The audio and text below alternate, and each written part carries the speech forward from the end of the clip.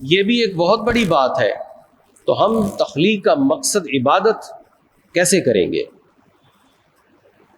تو یہ سمجھنا ضروری ہے کہ جو عبادت کا مفہوم ہے یہ صرف نماز، روزے، حج اور زکوٰۃ پر ہی اینڈ نہیں ہو جاتا. ہم جب بھی عبادت کی بات کرتے ہیں تو ہمارا ذہن 2 رکعت سے آگے نہیں جاتا. ہمارا ذہن 2 تسبیحات سے آگے نہیں جاتا. جب عبادت کی بات ہوتی ہے، اگر ہم مال کے اعتبار سے سوچیں تو زکوٰۃ سے آگے نہیں جاتا.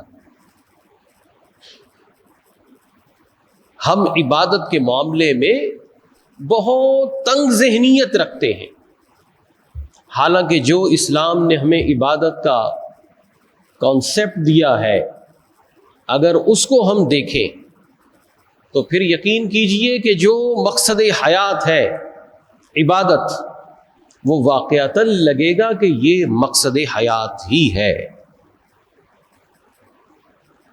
عبادت کا جو مفہوم ہے وہ اس قدر وسیع ہے کہ جس قدر انسان کی عقل ہے، شعور ہے، اس سے بھی زیادہ وسعت ہے.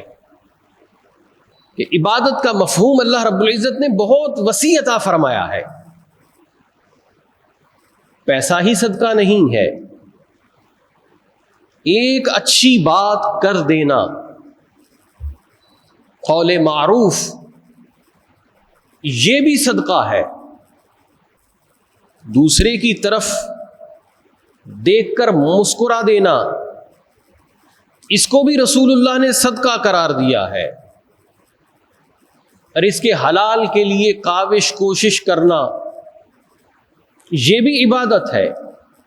اور پچھلے جمعوں میں تو یہ مفہوم بھی رہا کہ یہ موضوع رہا کہ تاجر بھی انبیاء کے ساتھ اٹھایا جائے گا. کیوں اٹھایا جائے گا؟ وہ تو پیسے کمانے میں لگا ہوا تھا. تو جب وہ حلال ذرائع سے پیسے کمانے پہ لگا ہوا تھا تو وہ بھی عبادت میں ہی مصروف تھا. وہ حلال کمانے میں لگا ہوا ہے، اس کی زبان پہ تسبیح نہیں ہے، وہ تسبیح نہیں پڑھ رہا، لیکن حلال کمانے کے لیے لگا ہے، لوگوں سے سوال کرنے سے بچنے کے لیے لگا ہوا ہے، اپنے بچوں کی کفالت کے لیے لگا ہوا ہے، تو وہ بھی عبادت میں مشغول ہے. وہ بھی ہمہ وقت عبادت کر رہا ہے جو رزق حلال کما رہا ہے. اس میں وہ اپنے دیگر جو اللہ نے فرائض اس پر رکھے ہیں ان کو فراموش نہ کرے. اب وہ رزق حلال کما رہا ہے لیکن اس پر حج فرض ہو گیا. اب وہ اس ذوم میں ہے کہ میں تو رزق حلال کما رہا ہوں، بچوں کی کفالت کر رہا ہوں، یہ بھی عبادت ہے، لیکن حج نہیں کر رہا. تو یہ اس کا ایک الگ سے گناہ ہے. رزق حلال کما رہا ہے لیکن لوگوں کا رستہ روک کے کما رہا ہے. ریڑھی کھڑی کی ہوئی ہے، لوگ بھی ویسے، یہ بھی ویسا، تو لوگوں کو تنگ کر کے بھی جو رزق کمایا جا رہا ہے اس میں بھی گناہ شامل ہو رہا ہے. وہ اگرچہ کام حلال ہے لیکن فعل حرام ہے. تو یہ جو عبادت کا مفہوم ہے یہ اپنے اندر بڑی وسعت رکھتا ہے. کسی کو تھوڑا رستہ بتا دینا یہ بھی عبادت ہے، یہ بھی نیکی ہے. رستے سے کانٹے ہٹا دینا، رستے میں پڑا ہوا پتھر ہٹا دینا، یہ بھی اللہ تبارک و تعالیٰ کے ہاں نیکی ہے، یہ بھی عبادت ہے. اسے بھی اللہ کی رضا کے لیے کیا جائے تو اللہ تبارک و تعالیٰ اس پر بھی اجر عطا فرماتا ہے. تو جو انسان، ایک مسلمان کی زندگی اللہ تبارک و تعالیٰ نے اس کا جو مقصد رکھا ہے وہ یہ کہ یہ عبادت کرے، تو یہ ہمہ وقت عبادت کو کیے جانا، یہ ہے کہ بندہ ہمہ وقت جو اللہ تبارک و تعالیٰ نے انسانی زندگی کے لیے آؤٹ لائن بنائی ہے یہ اس کے اندر ہی سفر کرتا رہے.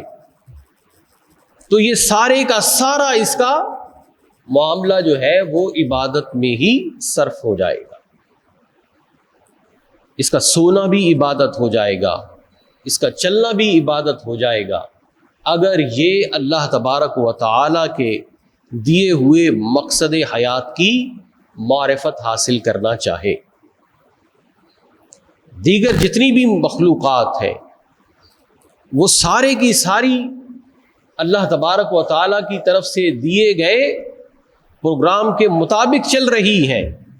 انسان میں اور دیگر مخلوقات کی عبادت میں جو ایک بنیادی فرق ہے وہ یہ ہے کہ انسان کا معاملہ جو ہے کہ یہ خیر و شر کو اپناتا ہے اختیاری طور پر، اس کی عبادت کا معاملہ اختیاری ہے، اور جو دیگر مخلوقات ہیں ان کی عبادت کا معاملہ اضطراری ہے.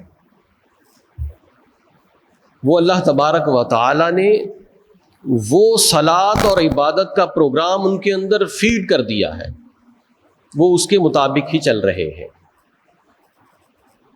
وہ رینڈملی کچھ کر نہیں سکتے، وہ جس چیز پہ لگے ہیں وہی کرتے ہیں.